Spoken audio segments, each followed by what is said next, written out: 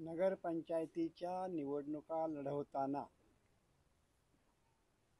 डोक्यामध्ये एक प्रमुख विषय हा होता की शिर्डीची गेल्या 15 वर्षामध्ये जी दैना झालेली आहे ती संपवणारी टीम उभी करायची. आणि ती टीम म्हणजे काय म्हणून मी माझ्या मनात ठरवलं होतं. यांनी ती आकारात आणली. ज्यांना डाग नाही, ज्यांना वैयक्तिक हितसंबंध नाहीत आणि जे काम करतील अशाच लोकांना संधी द्यायची. आमच्याकडे जेव्हा आम्ही ठरवलं की पॅनल उभा करायचा, अनेक जण आले. काहींनी पैशाच्या ऑफर दिल्या. आम्ही तुम्हाला इतके देतो, आमचं नाव घ्या. टाळलं ते. जे साधे आहे, सरळ आहे, कष्टातून उभे राहिलेले आहेत आणि ज्यांना स्वार्थ नाही असाच वर्ग आम्ही निवडला. आणि हा पॅनल जो आहे हा जवळजवळ आमचा पूर्ण झालेला आहे. आधी सुरुवात जेव्हा केली तेव्हा चेष्टा झाली. काय बाबू पूर्वी म्हातारा झालाय, आता त्याच्याने काय होणार आहे? त्याच्या मुलाला कोण ओळखणार आहे? तो कुठं राहत होता? पुण्याला राहत होता, कुठं कोल्हापूरला राहत होता, कोण ओळखणार आहे? म्हणजे पहिल्यांदा चेष्टा झाली. जवळचे जे होते तेही लांबून गंमत पाहायला लागले की ह्या फजितीमध्ये आपण कुठं सहभागी व्हायचं. पण आज तेही जवळ येत आहे.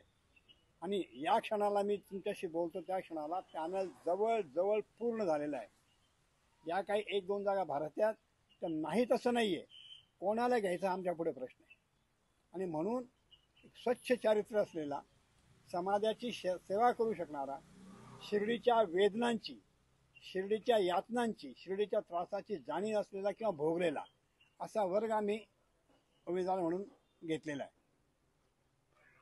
आता प्रश्न असा आहे की ही लढत शेवटी निवडणूक व्हायची म्हणजे लढत होणार. ती प्रेमाने हो, संघर्षाने हो, होणार लढत. मग लढत व्हायची तर कोणाशी व्हायची? आज जे प्रस्थापित आहेत, आज ज्यांचे पाय रोवलेले आहेत त्यांच्याशी व्हायची आहे.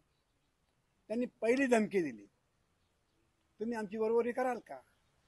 तुमची बरोबरी करायची काय म्हणजे बाबा काही आखाड्यातली कुस्ती आहे का? नाही म्हणे. याच्यात काय कराल तुम्ही? याच्यात टिकाल का? अरे लोकांची मानसिकता बघा तुम्ही. हे तुम्ही असं वातावरण निर्माण करून ठेवलंय की लोकांची उघड येऊन बोलायची हिंमत नाही. बोलत नाहीत लोक. का सांग, तुम्ही काळजी करू नका, आम्ही तुम्हाला मदत करू, पण आमचं नाव नका घेऊन, आम्हाला समोर नका. का? तुम्ही कोणाकडे भाकरी मागायला जाता? कोणाकडे नोकरी मागायला जाता? कोणाकडे दैवर जिवंत आहात? तरीही भीती आहे. एका मोठ्या, ज्याच्याकडे 5-50 एकर जमीन आहे, ज्याचा मोठं व्यवसाय आहे, त्याच्याकडे गेलो होतो मी चर्चेसाठी. म्हणजे त्यांनी भीती बाळगायला असं काहीच नाही. पण तोही म्हटला, मी तुम्हाला 100% मदत करणार आहे, पण माझी अट आहे. काय? माझं नाव कुठंच घ्यायचं नाही. मी काय, तुझं नाव नाही घेणार. तू नाही म्हटलं तुझं नाव घे, तुझं काय देवाचं नाव नाही घेणार, पण तू हे सांग की नाव का नाही घ्यायचं? तेव्हा म्हणला, आम्हाला भीती वाटते. उद्या जर आम्ही तुमच्यावर उघड आलो तर आमच्यावर काय बालंट येईल, काय तोंड द्यावं लागेल. आता 10-12 केसेस मी लढतोच आहे म्हणे, त्याच्यात पुन्हा तुमच्यामुळे अजून 2-4 केसेसची भर पडेल, अशी परिस्थिती निर्माण होईल. म्हटलं बाबा नाव नाही घेणार, मदत कर. म्हणजे या एकेकाळी हे गाव स्वतंत्र होतं, मुक्त होतं. जो तो आपला व्यवसाय आपल्या मर्जीनं करत होता, आपल्या मर्जीनं पोट भरत होता, कोणी कोणाला विचारत नव्हतं. त्या गावावर एवढी पाळी आली की बोलायची सुद्धा भीती आहे, बरोबर चालायची सुद्धा भीती आहे, भेटायची सुद्धा भीती आहे. म्हणून हे सगळं उखडून टाकायचं, हे सगळं संपवायचं. हे साईबाबाचं गाव आहे, हे एका फकीराचं गाव आहे. त्या फकीराने आपलं पोट भिक्षेवर भरलं आणि त्याच्या नावावर पोट भरणारे कष्ट करून पोट भरतात त्यांना मुक्त करावं, त्यांना रस्ता करून द्यावा आणि मूळ शिर्डी पुन्हा उभी करावी या उद्देशाने हा पॅनलचा प्रपंच केलेला आहे. आणि गावच्या लोकांना हीच प्रार्थना आहे की आम्ही जी माणसं उभी केली आहेत ती स्वच्छ आहेत, शुद्ध आहेत, कोणीही व्यसनी नाही, कोणीही कमिशन दलाल नाही, कोणी एजंट नाही. तेव्हा लोकांनी आम्हाला सहकार्य करावं ही प्रार्थना करतो. या निमित्ताने प्रश्न मला विचारलाय. जे प्रस्थापित आहेत ते आजच्या 15-20 वर्षापूर्वी प्रस्थापित नव्हते. तीही अशीच स्वच्छ टीम त्यावेळेला मी निवडली होती. पण तिथं गेल्यानंतर त्या खुर्चीमध्ये काही रोग आहे, काही जंतू आहेत त्या खुर्चीमध्ये. ते तिथं गेलं ना की ते जंतू लगेच परिणाम करतात. तेव्हा जसं त्या बिरबलाच्या गोष्टीमध्ये भाकरी बदलली नाही, फिरवली नाही तर करपते, घोडं चालवलं नाही तर नाठाळ होतं. तसं हे आज प्रस्थापित झालेल्यांना बदलायचं आहे आणि नव्यांना संधी द्यायची आहे, नवं नेतृत्व उभं करायचं आहे. त्या जिद्दीनं मी हा पॅनल उभा करतो. तुम्ही RSS आणि भाजपचे निष्ठावान आहात आणि तुमच्यासारखे अनेक जण इथे भाजपचं काम करतायत. आज जर बघितलं तर राधाकृष्ण विखे पाटलांकडे भाजपचं किंवा इथलं नेतृत्व आहे. मग आता तुम्ही जर ही निवडणूक लढवणार असाल तर मग कुठेतरी महायुतीच्या पर्यायाने भाजपच्या विरोधात ही बंडखोरी म्हणायची का? तसा तुम्ही शब्द वापरला तर माझी ना नाहीये. पण एक गोष्ट लक्षात घ्या, मी या गावात संघाची पहिली शाखा मी लावली. त्यासाठी या गावातल्या प्रत्येक गल्लीत मी मार खाल्लेला आहे. प्रत्येक गल्लीत भारतीय जनता पार्टीची स्थापना करण्यासाठी जे 5 जण बसलो होतो आम्ही, 1980ची गोष्ट आहे, जेव्हा जनता पार्टी फुटली तेव्हा 5 जणांपैकी 4 जण म्हणत होते की आपण काँग्रेस बरोबर राहू. मी आग्रह करून भारतीय जनता पार्टी त्यांना थांबायला सांगितलं. म्हणजे भारतीय जनता पार्टीची स्थापना मी केलेली आहे, त्यामुळे माझा विरोध भारतीय जनता पार्टीलाही नाही, संघाला तर नाहीच नाही. मेलो तर मी यांना हीच प्रार्थना करेल, जेव्हा मरेल तेव्हा मला संघाच्या ध्वजात गुंडाळून जाळा. निष्ठेचा प्रश्नच नाही. पण कधी कधी काय होतं, तुम्ही कितीही शेतामध्ये समजा मी काही धान्य लावलं, गहू केला आणि किती खुरपलं तरी गवत पुन्हा उगतच. उगलं की पुन्हा ते खुरपावंच लागतं. तसं आम्ही खुरपून राहिलो. संघाला धक्का न लावता, भारतीय जनता पार्टीच्या मूळ अवस्थेला धक्का न लावता, जे शेतात पिकाला खाणारं गवत उगवलेलं आहे ते गवत काढण्यासाठी आमचा प्रपंच आहे. म्हणजे राधाकृष्ण विखे पाटील आज भाजपात आहेत आणि कुठेतरी मग इथे जे निष्ठावान भाजपचे जे कार्यकर्ते आहेत यांच्यावरती त्यांच्याकडनं अन्याय होतोय का? आणि ज्या माध्यमातून आज शिर्डीचा विकास त्यांच्याकडनं होतोय हा तुम्हाला मान्य नाहीये का? नाही, काय विकास होतो ते तुम्ही सांगा. विकास काय होतं ते तुम्ही सांगा. इथे जे काही आज जे काम चालू आहे, काय रिंग रोड झाले, इथले काय अतिक्रमण हटवले गेले किंवा काय गाळे बांधले गेले, जो काही कामं इथले झाले असतील, पण ते मान्य नाही का की चुकीचं काम सुरू आहे? एक मिनिट, तुम्ही गाळे बांधले जातील असं म्हणलं. कुठे गाळे बांधले गेले? ते जे कॉम्प्लेक्स बांधलं गेलं 16 गुंठ्यामध्ये शाळा काढून, त्या कॉम्प्लेक्सचा तुम्हाला माहित नसेल तर सांगतो मी. ते कॉम्प्लेक्स बांधायला माझं समर्थन होतं, पण मी त्यांना हे म्हटलं होतं की याच्यामुळं दुकानदारांचा व्यवसाय होईल अशा पद्धतीने बांधा. कारण मला कोपरगावला गाळे बांधलेत, त्याचाही माझा सहभाग नाही, पण माझा अनुभव आहे. श्रीरामपूरला गाळे बांधले गेले, आगे जाऊन पाहतो मी, माझा अनुभव आहे. काय होतं, बिल्डिंग बांधली म्हणजे व्यवसाय होत नाही. व्यवसाय होईल अशी बिल्डिंग बांधली तर व्यवसाय होतो. माझी फसवणूक करण्यात आली. मी त्यांना काय म्हटलं, त्या गाळ्यांच्या जवळून साईबाबांचे भक्त जातील अशा पद्धतीने गाड्या बांधा की ते दर्शनाला जातील, ते त्या एरियातून जातील, म्हणजे धंदा होईल. मी आग्रही होतो, नाही तर मी बांधू देणार नाही. माझी फसवणूक करण्यात आली. मला सांगितलं तुम्ही म्हणतात तसंच होईल. मला एक नकाशा, इंग्रजी भाषा प्लॅन दाखवण्यात आला की भक्त असे येतील, असे मध्ये येतील, इथं उतरतील, इथून निघतील. मला ते मान्य होतं. हा एक भाग झाला.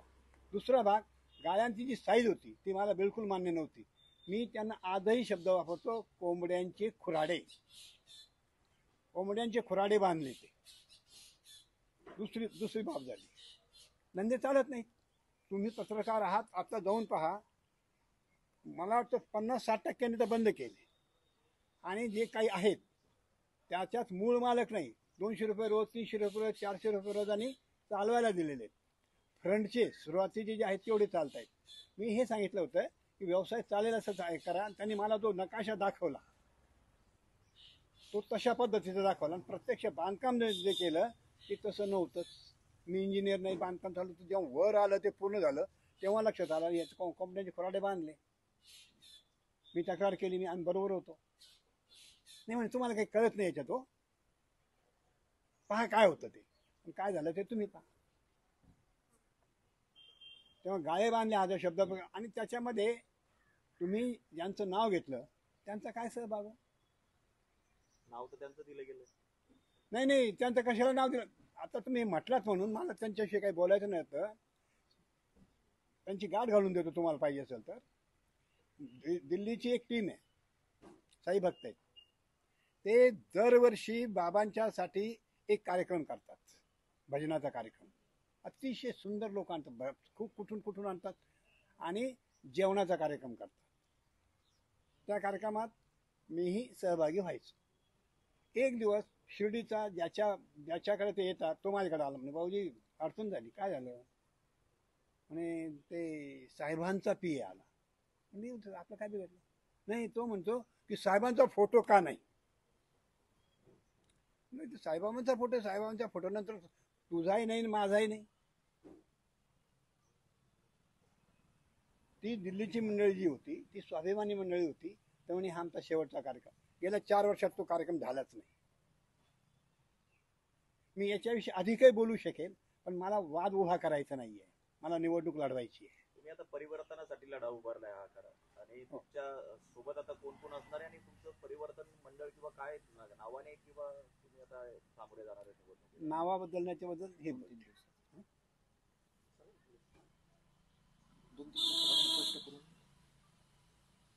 परिवर्तनासाठी आहे, आणि शिर्डीच्या लोकांनी पोट भरावं यासाठी मी लढा देतो. हे माझं जुनं रेकॉर्ड जर मी काढून पाहिलं, पिंपळडी रोड जो दुकानदारांचा आहे तो मी उभा केला, तेव्हा लेंडी गेलेली होती आणि अनेक खळगे होते.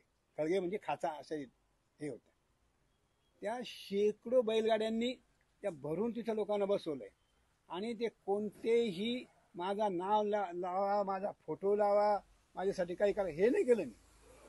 तू आहे, तुझ्या मुलाला काम नाही आहे, चल माझ्याबरोबर तिथं नेलं. हां, इथं 4 बांबू घेऊन ये, पोट भरायला सुरुवात कर.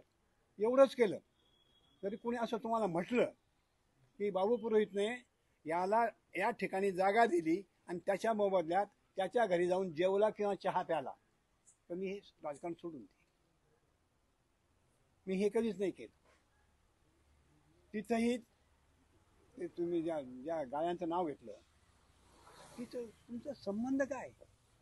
जागा म्युन्सिपाल्टीची, जिल्हा नाही, एकटीच नाही, जागा जिल्हा परिषदेची, जागा गोंदकऱ्यांच्या खळ्याची. तुमचा काही संबंध नाही. तुम्ही सांगितलं म्हणून नाही दिले नाही. तुमच्या कोणी गेलंय नाही, बांधून झालं ना माझं. ती आता काहीतरी कॉम्प्लेक्स गंदी काय काहीतरी बांधतात.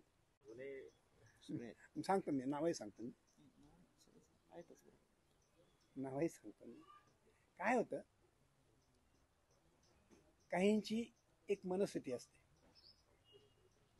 माझ्या लहानपणचा अनुभव सांगतो मी तुम्हाला. एखाद्या शेतात चांगले बोरं असायचे. किंवा चांगल्या कैऱ्या असायच्या आंब्याला. मालक कैऱ्या तोडू देत नाही, बोरं तोडू देत नाही, पण बोरं तर खायचे. मग आमचं एक टोळकं चालवायचं, काही करून आपण कैऱ्या पाडायच्या. प्रत्येकजण हातात दगड घेऊन निघायचं. मालक बसलेला, मालक जोपर्यंत बसलेला आहे तोपर्यंत आम्ही इकडं लपून बसलेलो असायचो. तो मालक काय 24 तास काय दगड नाही आहे किंवा झाड नाही आहे की तिथेच राहील. तो चहाला म्हणा, लघवीला म्हणा, जेवायला म्हणा, काही निमित्तानं तो तिथून हल्ला की आम्ही निघायचो. माझ्या लहानपणचा अनुभव सांगतो. निघाला की एका लेव्हलपर्यंत आम्ही सगळे एकत्र, काय होईल ते होईल, काय करून करून करीत पाहून घेऊ, हा त्याला काय हे करतात आम्हाला पण करता येतं, हे करायचं. पण जेव्हा एक सीमा यायची 3 टोळ्या व्हायच्या. आम्ही एकत्रच 3 टोळ्या व्हायच्या. पहिली टोळी बच्च्यानी दगड मारायचा, जे होईल ते होईल, ते दगड मारायला पुढे जायचं, म्हणजे त्यांची तयारी मार खायची असायची. दुसरी टोळी अशा ठिकाणी उभी राहायची, कैऱ्या पाडल्या, आम्ही नव्हतो का बरोबर, मालक आमचा काय संबंध, आम्ही तिकडे चाललो होतो. म्हणजे ती अशा सीमेवर उभी राहायची की ती ह्याही टोळीत जाऊ शकते त्याही टोळीत जाऊ शकते. आणि तिसरी शेवटची टोळी जी असायची, काय राव तुम्ही भराभरा पुढे निघून गेले, आम्हाला येता नाही आलं, नाही तर आम्ही काय पळून गेलो होतो ना तुमच्या बरोबर. हे 3 प्रकार मी माझ्या लहानपणी अनुभवलेले तुम्हाला सांगतो. असा एक वर्ग आहे. त्यातले काही मधले आहेत, काही मागचे आहेत, तेव्हा त्यांची प्रत्येकाची नावं घेणं, कारण तेही भविष्यात आमच्या बरोबरच. जायला रस्ता कुठेही त्यांना रस्ताच नाही आहे. आमचेच आहेत. आता तुमच्या बरोबर म्हणजे नेमकी कोणती ते- टोळी आहे? मधली का पहिली का तिसरी? तिन्ही टोळे आमच्या बरोबर, सगळे बरोबर आहेत. तिन्ही टोळे आमच्या बरोबर आहेत. पण त्या ह्या पद्धतीने आहेत. दगड मारायला कोण कोण आहे? 1 2 ते पाठीमाग बस सगळे हे दगड मारायला आहेत. ते बाकीचे येत आहेत मागून. नाही येत आहेत, बरोबरच आहेत ते एवढ्याच अंतरावर होते की कैऱ्या पडायला लागल्या तर लगेच येऊन कुठतील मार बसायला लागला तर आम्ही नव्हतो. असं वर्ग आहे. काय वाटतं या निवडणुकीत प्रस्तावित त्यांना आशा देण्यासाठी तुम्ही पूर्ण तयारी केली आहे? हो, पॅनल उभा केला म्हणजे तयारी नाही का? आणि ते तयार केले, ठाकून ठोकून घेतले की बाबांनो पंक्चर नाही झाला पाहिजे कोणी, याची काळजी घेऊन लोक उभे केलेले. येणाऱ्याला पहिला प्रश्न विचारला, कोणी तुमचा त्या कारखान्यात आहे का लांबून जवळचा, असेल तर खात्री करून घ्या.